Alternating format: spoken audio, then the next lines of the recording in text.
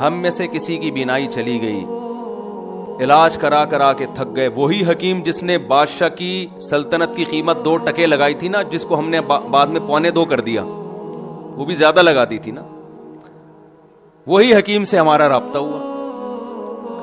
وہ حکیم ہم سے کہے کہ جو کچھ تمہارے پاس ہے، پراپرٹی ہے، زیور ہے، گاڑی ہے، رکشہ ہے، گٹکا ہے، جیب میں پان ہے، کچھ بھی چھپا کے رکھا ہوا ہے، سارا دے دو تو 2 آنکھوں کی نہیں 1 آنکھ کی بینائی لوٹا دوں گا۔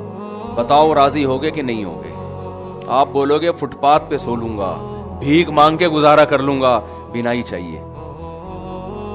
لیکن اللہ ہم سے یہ آنکھوں کے بدلے میں یہ سب کچھ نہیں مانگتا۔ اللہ ہم سے کہتا ہے جب میں نے یہ تمہیں بینائی کی نعمت دی ہے، اس نظر کو حرام جگہ استعمال مت کرو، بس یہ قیمت، پیسے نہیں مانگ رہا اللہ ہم سے۔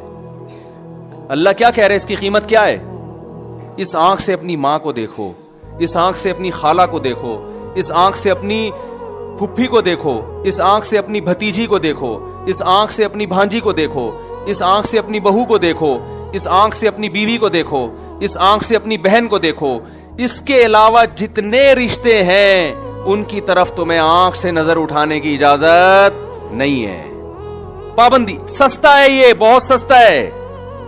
درختوں کو دیکھو، پہاڑوں کو دیکھو، فضاؤں کو دیکھو، سمندروں کو دیکھو، کتنی خوبصورت چیزیں اللہ نے اس دنیا میں پیدا کی ہیں۔ دوستوں کو دیکھو، زیارت کرو، پابندی نہیں ہے۔ جب کوئی عورت مزین لباس میں گزرے جس کی طرف تمہارا دل مائل ہو تو گندی نظر اس کے اوپر مت ڈالو۔ جس نے آنکھ کی حفاظت کر لی، اللہ کہتا ہے اس نے گویا آنکھ کی قیمت ادا کر لی ہے، حالانکہ قیمت نہیں ہے، یہ بہت سستی ہے۔ یہ تو اگر اللہ آنکھ لے لے اور پھر کہے کہ بتا تو نظر کی حفاظت کرے گا تو واپس لوٹاؤں گا، کیسے مضبوط عہد کریں گے اللہ سے کہ نہیں کریں گے؟ سمجھ میں آ رہی ہے بات کہ نہیں آ رہی ہے؟ اللہ بہت سستی قیمت پہ راضی ہو رہا ہے۔ یہاں تک کہہ دیا کہ اگر نظر اٹھا کے غلطی سے دیکھ لیا ہے تو توبہ کا دروازہ بند نہیں ہوا ہے، معافی مانگو، معاف کر دوں گا میں۔ کتنا آسان کر دیا کہ نہیں کر دیا؟ آج کس قدر بد نظری پھیلتی چلی جا رہی ہے۔ بتاؤ انٹرنیٹ پر بےہودہ فلمیں دیکھی جا رہی ہیں کہ نہیں دیکھی جا رہی ہیں؟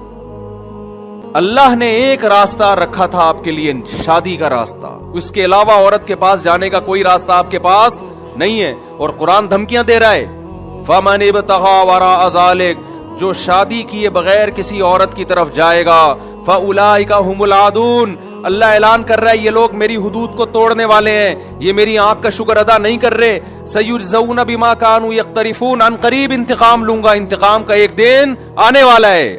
یہ مت سمجھو کہ اللہ بھول گیا پیدا کر کے، یہ مت سمجھو کہ اللہ پیدا کر کے بھول گیا تمہیں۔